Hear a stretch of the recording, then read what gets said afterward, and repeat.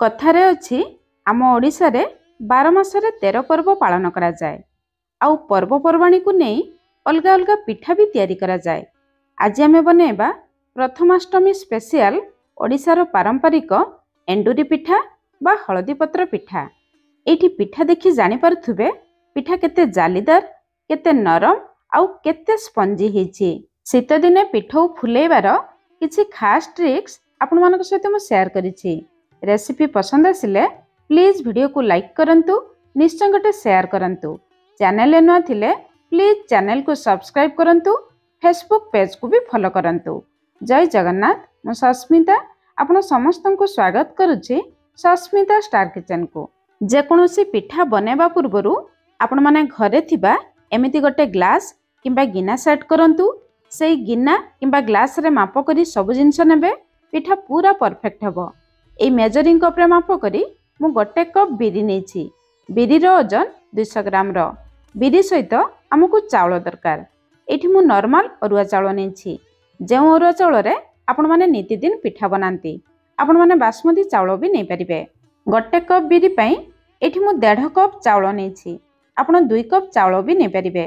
किंतु शीत दिने बिरी टिके अधिक देले पिठौ भल भाबरे फुली थाए। आधा बड़ चामच मेथी दाना दबा। मेथी दाना देले पिठौ भल भाबरे फुली थाए। पिठारे बहुत बढ़िया बास्ना आसे। एतिकी बिरी चावल भाग माप आपण माने मने रखिबे। एठी मु चावल सहित मेथी दाना देली, आपण बिरी सहित देई बतुरेबे। एबे बिरी चावल को थरे रु 2 थर पानी देई धोइबा। बेसी धोइबे नाही। बेसी धोइले बिरी चावल रे थिबा अठा अंश चली जिवो, पिठौ भल भाबरे फुलिबो नाही। पिठा बनेबार एइटा हेउची प्रथम टिप्स। एबे बिरी चावल को 4 रु 5 घंटा बतुरे नबा। बिरी चावल सहित हमकु आधा कप रो चूड़ा दरकार। चूड़ा देले शीत दिने पिठौ बहुत बढ़िया फुली थाए।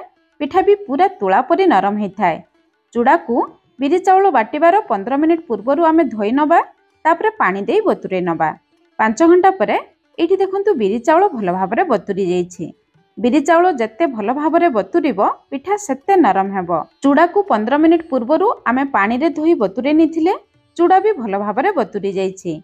एबे आमे ग्राइंडर जार नबा, बिरी को दबा। बिरी बतुरेइथिबा पानी नै अल्प अल्प पानी देई बिरी को बाटिबा। बिरी बतुरेइथिबा पानी देई बिरी बाटिले पिठौ बहुत बढ़िया फुली थाए। बिरी बाटिबा समय रे अल्प अल्प पानी देई बाटिबे। बिरी को पूरा चिकन बाटिबे, किंतु एमिति बहलिया बाटिबे। बिरी को जमा पानी करी बाटिबे नाही, नहले पिठा बनेबा समय रे असुविधा हेबो। एबे सेई ग्राइंडर जार रे आमे मेथी चावल को दे दबा, बतुरे रखिथिबा चूड़ा को भी दे दबा। चावल बतुरेइथिबा पानी नै अल्प अल्प पानी देई आमे चावल को बाटी आनिबा।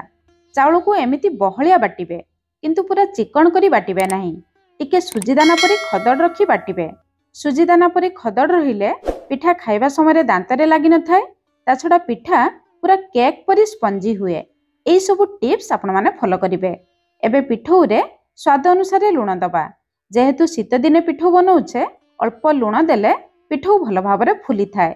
जदि खरा दिने पिठौ बनौथुबे, पिठौ रे लूण देबे नाही, नहले पिठौ बेसी खटा ही जिवो। 5-6 मिनिट आमे पिठौ को भल भाबरे फेंटी नबा।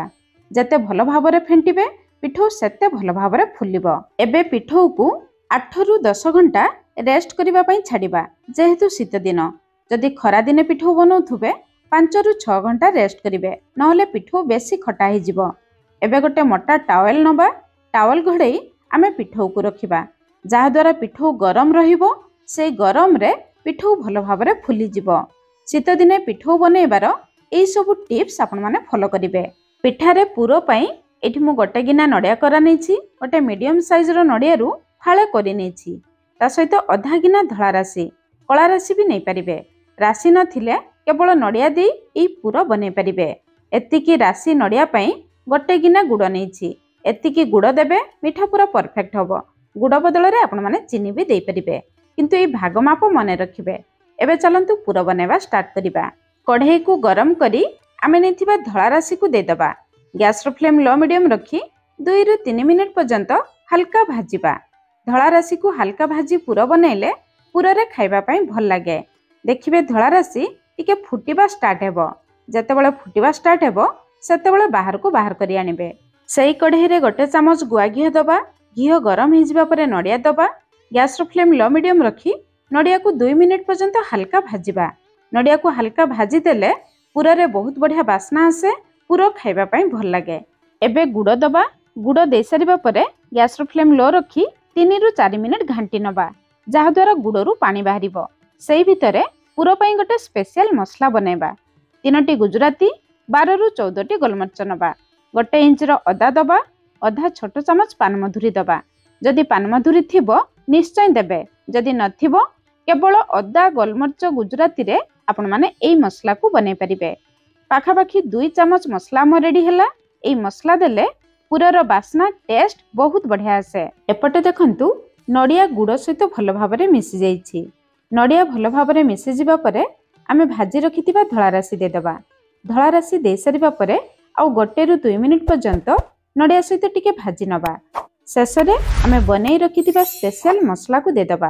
मसला को पूरा हे जिबा परे शेषरे देबे, ताहले पूरा रे बास्ना रहिबो। पूरा को एमिति रखिबे, बेसी सुखिला करिवे नाही। शेषरे जदि आपण माने चाहिबे अल्प ड्राई नट्स भी काटिकी दे परिबे। मु एठी अल्प काजू, किसमिस, आलमंड, चेरी नेछि।